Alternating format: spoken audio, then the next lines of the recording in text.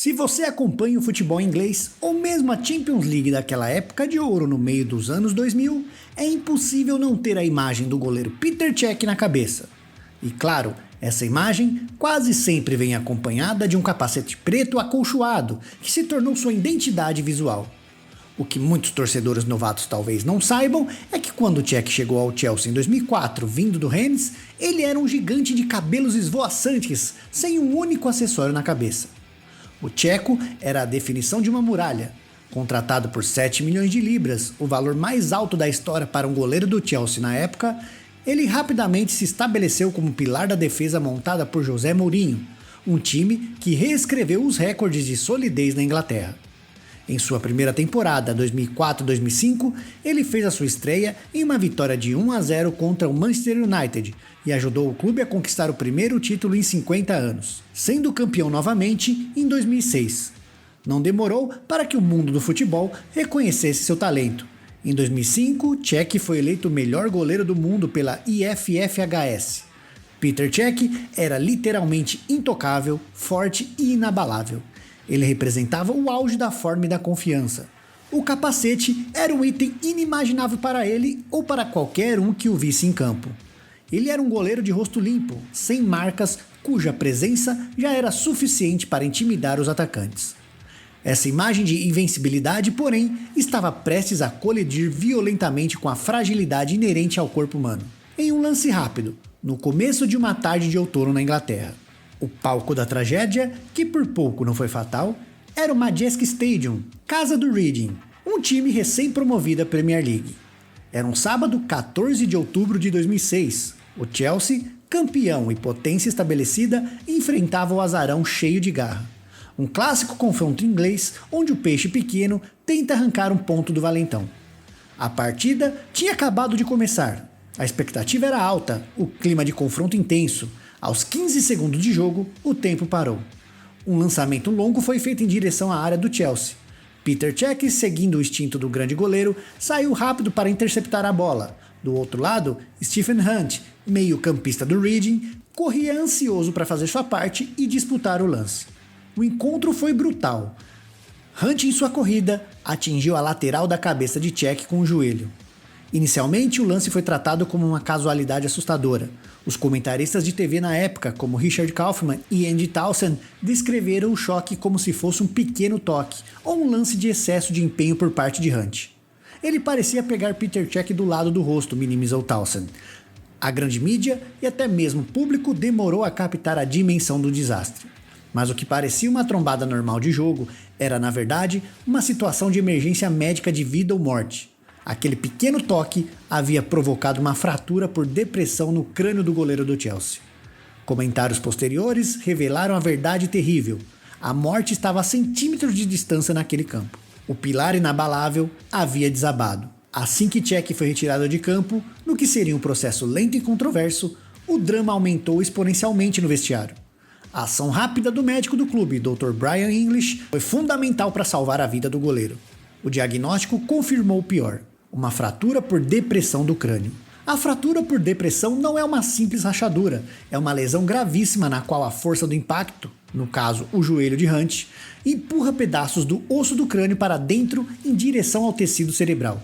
Em uma corrida contra o tempo, se os fragmentos ósseos soltos danificassem o cérebro, as consequências seriam permanentes, ou pior, fatais. Cech foi transferido para a unidade neurológica do Hospital John Radcliffe, em Oxford, a cerca de 50 km do estádio. Lá, ele precisou passar por uma cirurgia de emergência. O procedimento visava remover os pedaços de osso que haviam se deslocado e estabilizar a estrutura craniana. Para isso, os neurocirurgiões tiveram que substituir os fragmentos ósseos por placas de metal permanentes. Foi uma reconstrução óssea vital que salvou sua vida, mas que também criou um ponto de fragilidade que o acompanharia para sempre. A gravidade da situação foi confirmada pelos relatos posteriores do próprio Cech sobre o período de recuperação imediata. No hospital, o goleiro enfrentou um sintoma assustador: a perda cíclica de memória. Ele se lembrava de acordar e de a equipe médica explicar o que tinha ocorrido. No entanto, em apenas 15 minutos, ele não conseguia mais acompanhar as informações e acabava dormindo novamente. Quando acordava, a memória estava completamente apagada, retornando a um estado de completa confusão.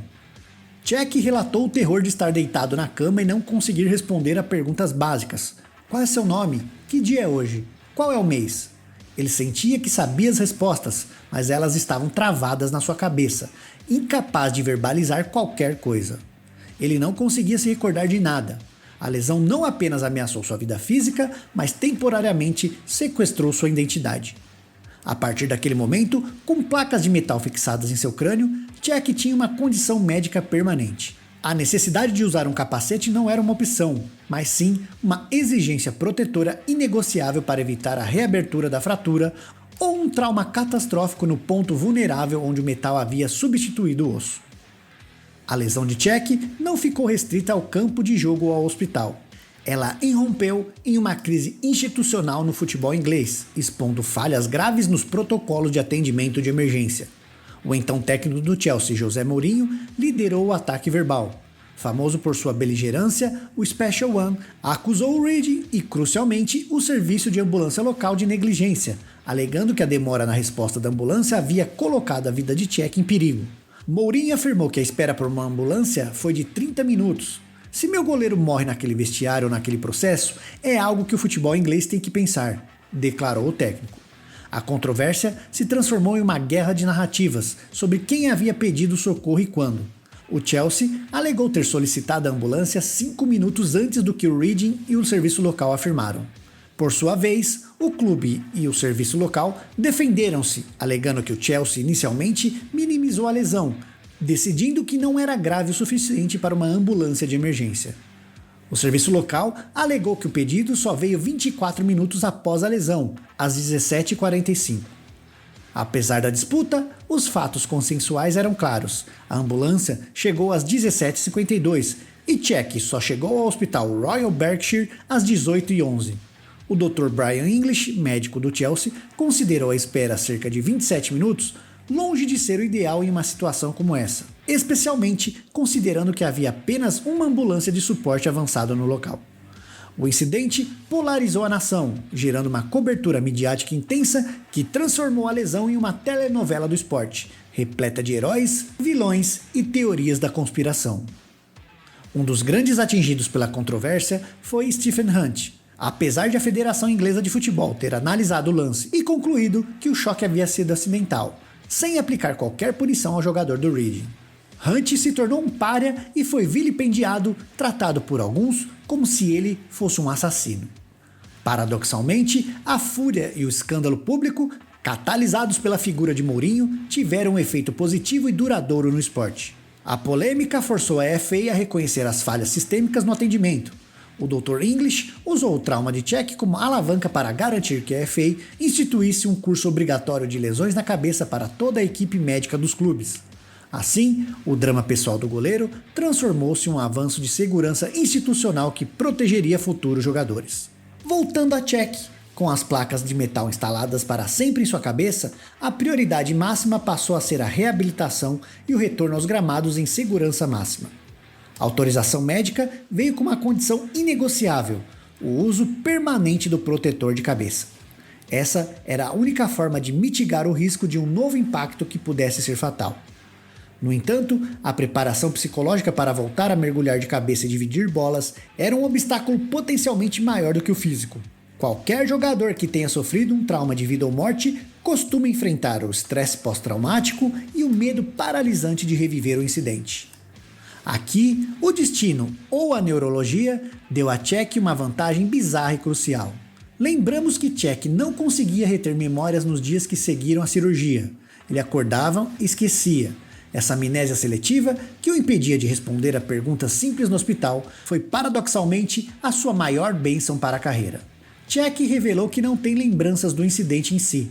Ele recorda-se do vestiário, do aquecimento, do aperto de mão inicial com o adversário e depois, a próxima memória já é no hospital. O momento exato da dor, do som do impacto e da queda traumática foi apagado. A ausência dessa memória consciente removeu o principal bloqueio psicológico. O trauma físico foi superado com cirurgia e proteção, mas o trauma mental foi prevenido pela amnésia. Ele não precisou lutar contra a imagem mental da lesão. Ele só precisou focar e reaprender a jogar com seu novo equipamento. A ausência de lembrança do impacto permitiu que Cech voltasse ao campo sem o medo paralisante que teria impedido a maioria dos atletas de retomar a agressividade e a coragem necessária para a posição de goleiro. O retorno do gladiador aconteceu em janeiro de 2007. A volta foi dramática. 3 meses e 6 dias após quase morrer em campo, Peter Cech estava de volta. O palco? Anfield, um dos estádios mais hostis e intimidadores da Premier League, para enfrentar o Liverpool. O jogo aconteceu em 20 de janeiro de 2007. A expectativa global era palpável. O mundo do futebol assistia para ver se o Cech que saía do túnel seria o mesmo muralha que havia caído. E ali estava ele, com seu novo elmo. O capacete, feito de material macio, similar ao usado em rugby, era um acessório protetor projetado para absorver choques. Ele não era apenas um lembrete visual da sua vulnerabilidade passada, mas a garantia física de sua segurança futura, protegendo as placas de metal instaladas em seu crânio. A partir daquele dia, a imagem de Cech estaria para sempre ligada à sua armadura.